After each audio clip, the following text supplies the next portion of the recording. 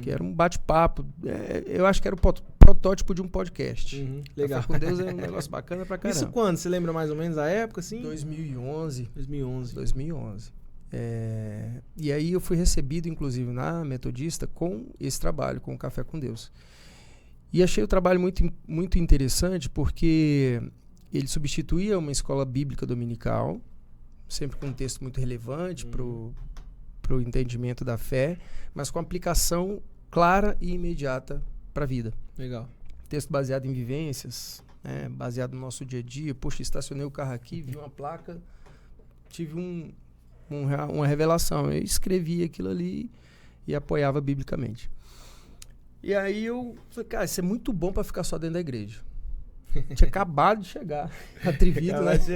Não é possível que esses caras... Esse negócio é muito bom para ficar só dentro da igreja. Legal. Aí eu cheguei pro pastor Luciano, pastor, esse trabalho é fantástico. Será que ele não podia acontecer fora daqui da igreja? Tipo, num café público, num café na rua?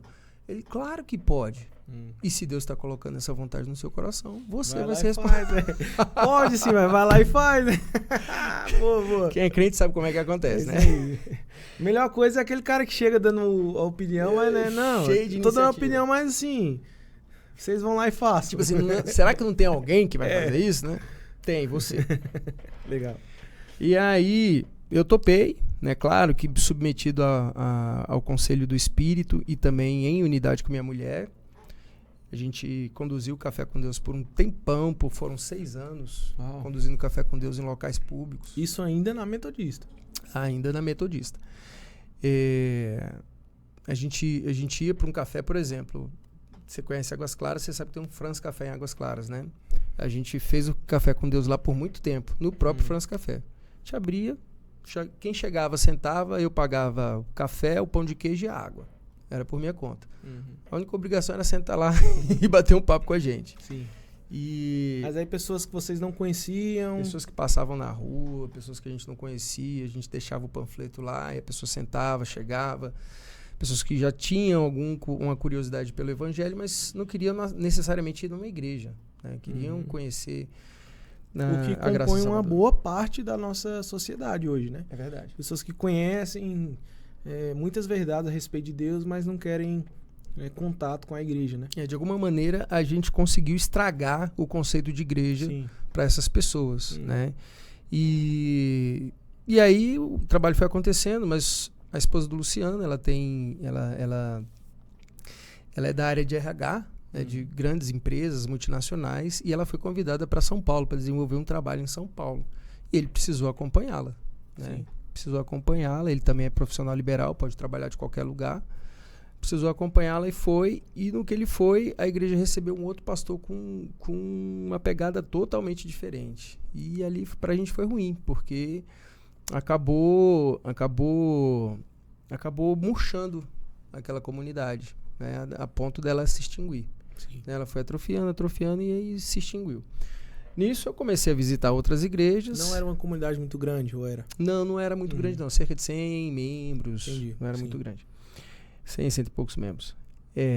Só um minuto, você vai falar mais sobre o café na aplicação do livro, do café que você fazia ou... Do Café com Deus? Isso, dá pra gente explorar Não, mas mais. se você achei quiser... legal. Isso, achei legal o assunto. Tá, como que era a abordagem, assim, então, os resultados, assim, como que... Olha o Jabai, Café com Deus, acesse www.cafecomdeus.com.br. Legal. E realmente, lá no blog do Café com Deus, www.cafecomdeus.com.br, tem vários textos lá que a gente usa esses textos como pano de fundo para as discussões. Então, o modelo do Café com Deus é baseado numa condução muito suave, né, muito facilitada do diálogo, mas com um interesse claro em que a pessoa que está ali tenha contato com um texto que não é necessariamente bíblico, mas é totalmente suportado pela Bíblia. Sim.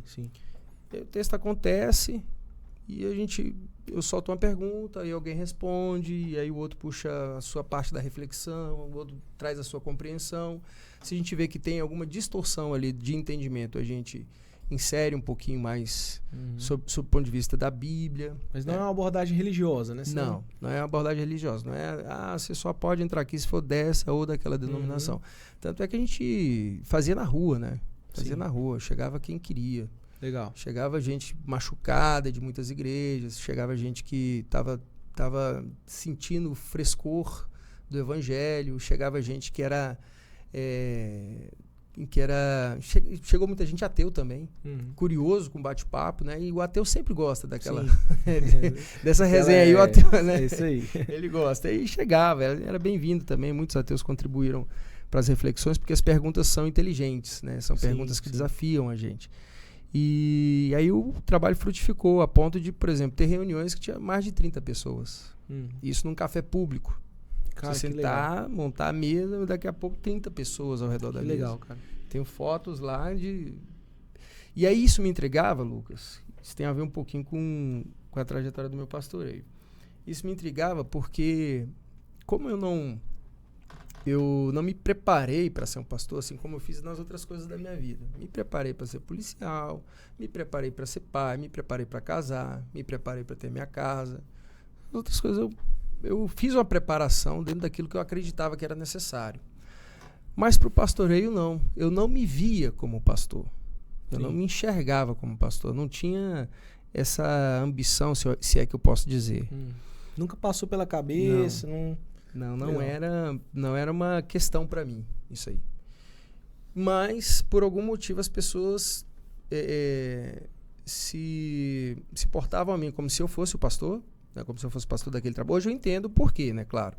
Mas vinham até a mim como se eu fosse o pastor daquele lugar e repetidas vezes me falavam, olha, você tem um chamado pastoral. Sim, sim. Aí eu brincava, tá bom. Tem um jeito aí, né? Tá, tem um jeito aí. Tá bom, eu nunca estudei teologia, nunca estudei nada disso, nunca fui para seminário, como é que eu vou ser pastor? Não fui padre, como é que eu vou ser pastor? Legal. E aí, isso começou a ficar mais acentuado, né?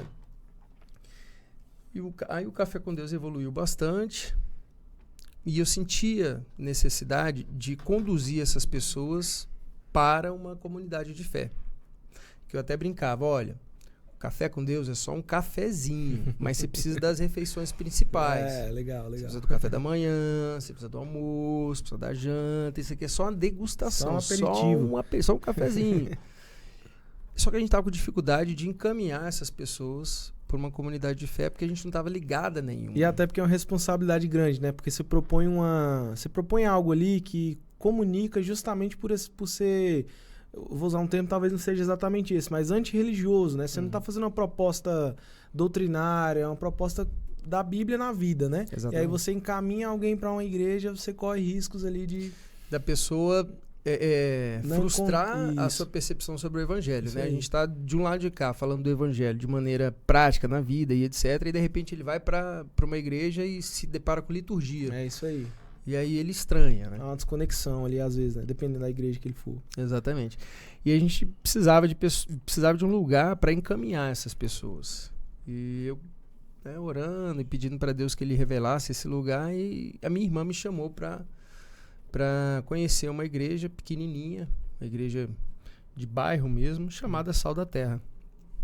Aí eu faço uma pausa aqui e volto uns um ano, 2 anos, legal, mais ou menos.